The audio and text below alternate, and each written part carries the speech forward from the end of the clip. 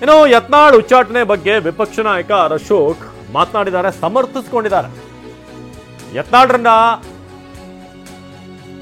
6 ವರ್ಷ ಉಚ್ಚಾಟನೆ ಮಾಡಿರುವಂಥದ್ದೇನಿದೆ, ಕೇಂದ್ರ ನಾಯಕರ ನಿರ್ಧಾರಕ್ಕೆ ನಾವು ಬದ್ಧರಾಗಿರಬೇಕು ಅಂತ ಹೇಳಿದ್ದಾರೆ. ಚಿಕ್ಕಮಗಳೂರಿನಲ್ಲಿ ವಿಪಕ್ಷ ನಾಯಕ ಅಶೋಕ್ ಹೇಳಿಕೆ, ನಾವೆಲ್ಲರೂ ಕೂಡ ಒಟ್ಟಿಗೆ ಹೋಗಬೇಕು ಅಂತ ಪ್ರಯತ್ನ ಪಟ್ವಿ. ಕಾಂಗ್ರೆಸ್ ದುರಾಡಳಿತದ ಬಗ್ಗೆ ಹೋರಾಟ ಮಾಡಬೇಕು ಅನ್ನೋದು ನಮ್ಮ ಉದ್ದೇಶ ಆಗಿತ್ತು. ಆದರೆ ಯಾರೂ ಕೂಡ ಪಕ್ಷದಲ್ಲೇ ಇದ್ದು ಪಕ್ಷದ ವಿರುದ್ಧ ಮಾತನಾಡೋದು ಒಳ್ಳೇದಲ್ಲ ಅಂತ ಅಶೋಕ್ ಹೇಳಿದರು.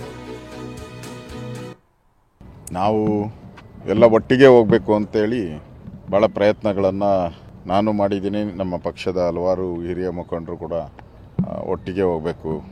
ಕಾಂಗ್ರೆಸ್ಸಿನ ಏನು ಈ ದುರಾಡಳಿತ ಇದೆ, ಅಭಿವೃದ್ಧಿ ಕುಂಠಿತ ಆಗಿದೆ, ಮತ್ತು ಮುಸ್ಲಿಮರಿಗೆ